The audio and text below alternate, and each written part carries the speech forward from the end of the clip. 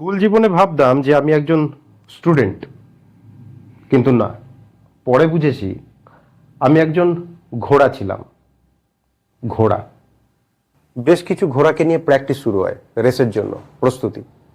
নানান টেস্ট হয়, রোজ প্র্যাকটিস চলছে। যাদের পারফরমেন্স একটু ভালো হয় তাদের ওপর বাজি ধরে, অনেক মানুষ বাজি ধরে, স্যার, ম্যাডাম, প্রতিবেশী, বাড়ির লোক। তারপরে সেই ঘোড়াটা যখন জিতে যায় তখন তাকে সবাই চুমু খায়, জড়িয়ে ধরে, মালা পরায়। এভাবে দৌড়াতে দৌড়াতে ঘোড়াটা ক্লান্ত হয়ে একদিন হেরে যায় কোনো একটা পরীক্ষায় দৌড়ে। তখন ওই যে যারা ভালোবাসতেন, অর্থাৎ যারা বাজি ধরেছিলেন, তারা অন্য ঘোড়ার উপর বাজি ধরেন। পরে দেখলাম না, কিছু কিছু টিচার যে আমার রেজাল্টের জন্য ভালোবাসছেন তা না, আমি ভালো মানুষ তার জন্য ভালোবাসছেন।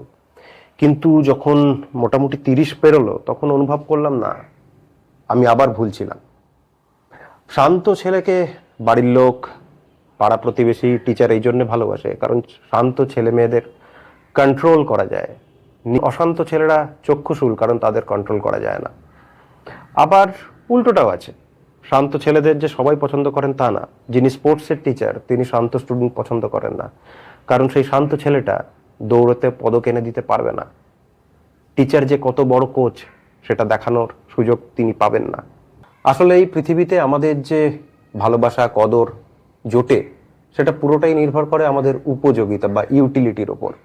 কিন্তু একটা জিনিস একসময় মনে করলাম যে আমার আমিকে, যে অ্যাকচুয়াল আমি, সেটাকে যখন কেউ ভালোবাসার নেই, ইউটিলিটি ছাড়া কেউই ভালোবাসার নেই, তখন একমাত্র আমি কেন না নিজেকে শুধু ভালোবাসি আমির জন্য।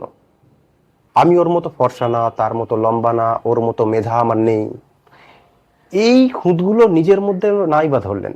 এগুলো তো কোটি কোটি লোক, হাজার হাজার, লক্ষ লক্ষ লোক ধরছেই প্রত্যেক দিন, প্রত্যেকটা মুহূর্তে আপনার হয়ে তারা কাজ করছে।